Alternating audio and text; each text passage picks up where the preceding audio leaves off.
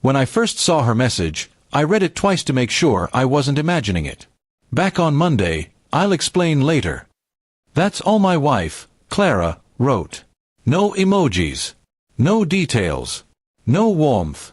Just a plain message from a woman who was supposed to be at her parents' house for the weekend.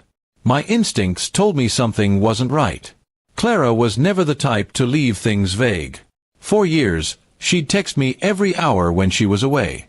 But this time, her silence felt calculated. I stared at that message for a few minutes, my hands trembling slightly. Back on Monday. It was Friday. She was supposed to be home tonight. My heart sank as I remembered the small arguments we'd had lately, her late work hours, her sudden secrecy, and how she guarded her phone like a hawk. I'd ignored it all, convincing myself it was stress from her job. But now, that message felt like confirmation of something I'd been too afraid to face. I didn't reply immediately. Instead, I opened her social media. Nothing.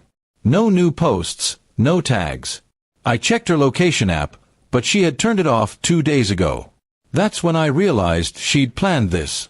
I could almost hear her voice saying, "You're overthinking again," but deep inside, I knew I wasn't.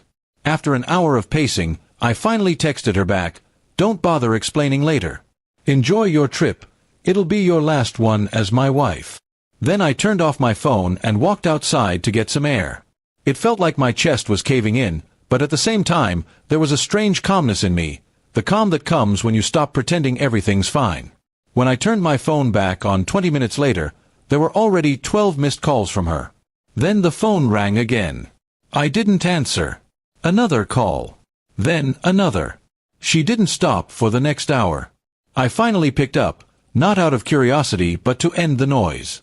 "Daniel, please listen," she cried the moment I answered.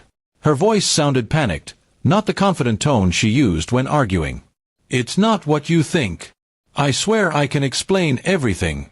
"Then explain," I said quietly. "Because right now, I only see a wife who lied about where she's going and turned off her location. You text me back on Monday, like I'm some stranger. Explain that." There was silence for a moment. Then she sighed, her voice trembling. "I went with some co-workers to the coast. I didn't tell you because I knew you'd overreact. It's just for work.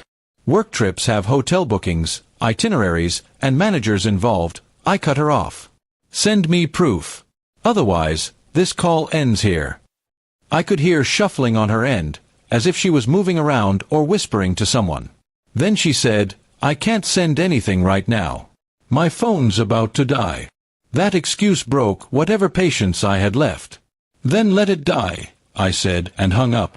I blocked her number afterward. The house was silent, but my thoughts were loud. Memories, suspicions, little red flags I'd ignored. Like how she'd started using cash more often, how she had a new friend from work she never introduced, and how she suddenly needed space every other weekend. The next morning, she started calling from different numbers. I didn't answer any of them. By noon, she sent an email, long and emotional.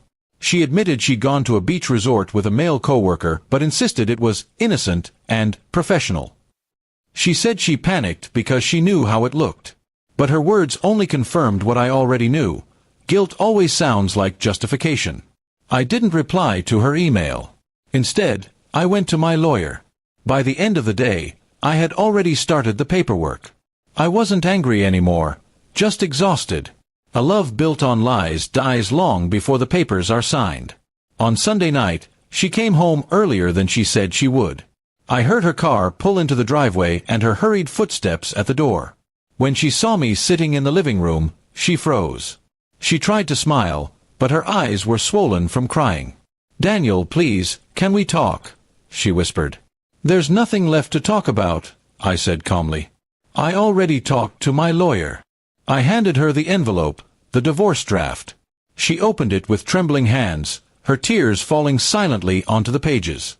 She begged, pleaded, and even tried to blame stress, loneliness, and a stupid mistake. But I didn't argue. I had no more energy for explanations that came too late. I told her she could take her things and leave whenever she was ready. When she finally left that night, I stood by the window, watching her drive away for the last time. My phone buzzed again, Another message from her. I didn't open it. Some things don't need closure. Sometimes silence is the only reply that truly ends it. And though her calls never stopped that week, I never answered again. Because once trust is broken, no amount of explaining can put it back together.